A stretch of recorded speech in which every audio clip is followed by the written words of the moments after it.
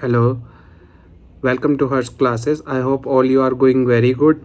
Today I going to give you video on self introduction, how you can give your introduction in front of the peoples, how you can introduce yourself.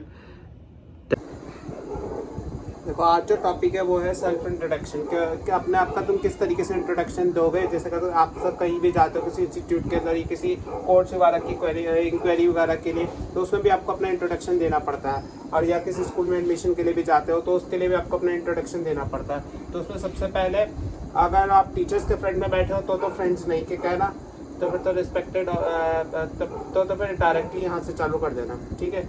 और अगर क्या कहते हैं बहुत सारे teachers एक teacher के friend में बैठे हो तो डायरेक्टली आप यहाँ से चालू कर सकते हो। अगर आप बहुत सारे टीचर्स के फ्रेंड में बैठे हो तो फिर आप रिस्पेक्टेड टीचर एंड प्रिंसिपल, उसके बाद अपने आप को चालू कर सकते हो, अपने इंट्रोडक्शन को चालू कर सकते हो। बट अगर आप फ्रेंड्स के बीच में बैठे हो और जैसे आप ही के एज ग्रुप के, तो उसमें बोल सकते हो hello friends, I am Rahul, या फिर इनमें से कोई भी चारों में से एक लाइन आप यूज कर सकते हो। I am Rahul, this is me Rahul, और माई नेम इज राहुल, और माई सेल्फ इज राहुल।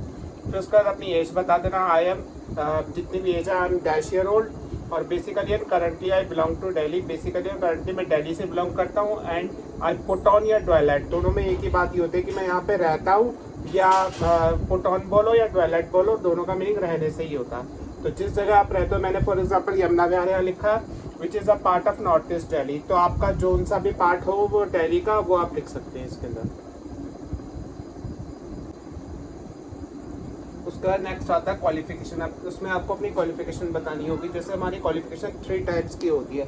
एक तो एकेडमिक क्वालिफिकेशन, जिसमें हमने अपनी जितनी भी पढ़ाई लिखाई कर रखी है वो सब बताओगे कि आप ग्रेजुएट हो, पोस्ट ग्रेजुएशन कर रखी है आपने, BA BCom MCom या MSc या MBA जो भी कर रखा है आपने, वो एकेडमिक क्वालिफिकेशन। और टेक्निकल क्वालिफिकेशन, जैसे आपने कोई टेक्निकल कोर्स कर रखा है ITI वगैरह से, और कोई टेक्निकल क्वालिफिकेशन है आपका, इसको कंप्यूटर कोर्स है इस तरीके का, तो टेक्निकल क्वालिफिकेशन मेंशन कर सकते हो।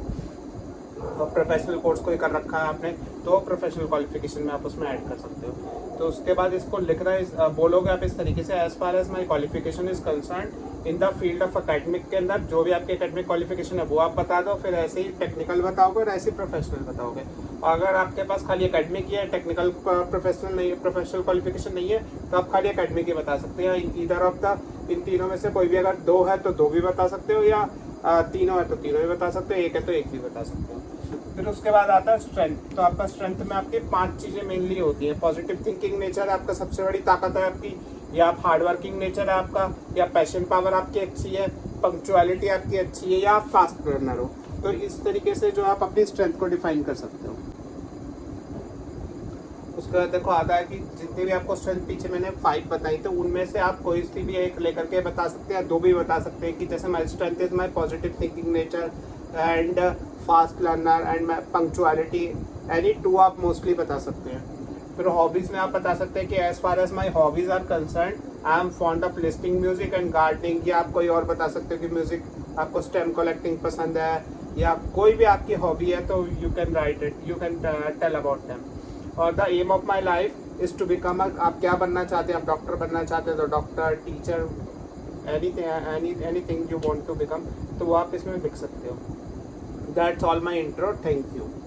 तो इस तरीके से आपको अपना सेल्फ इंट्रोडक्शन देना है, जिससे कि जो है क्या कहते हैं दूसरे जितने भी सुनने वाले हैं उनके ऊपर एक आपका एक अच्छा इन्फ्लुएंस पड़े, और जिससे वो आपकी पर्सनैलिटी को जज कर सकें।